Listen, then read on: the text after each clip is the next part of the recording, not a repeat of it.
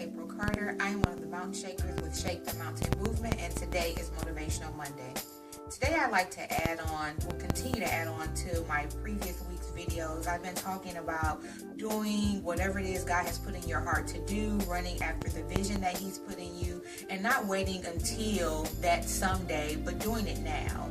But when I say do it now, I want to add on that I want you all to think about, we serve a God that is very creative. God created the heavens and the earth.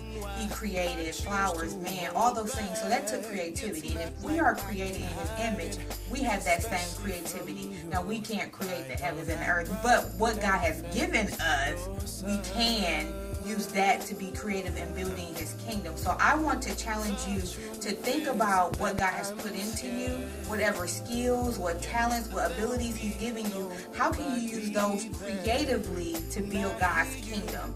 You know, we tend to think that we have to stick to tradition. Well, it's always been done this way, or if it's not broken, let's not try to fix it. Let's not reinvent the wheel. And that's okay for some things, but as the world is evolving, as things are changing, how can we as people of God go after building His kingdom in a more creative way?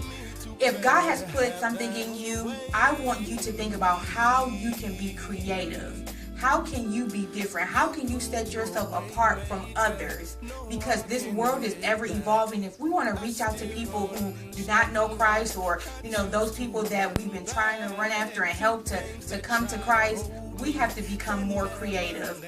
Something that popped in my head is we tend to think that singing is, one of the many ways that we can reach out to people, but it is one of the ways that we use a lot.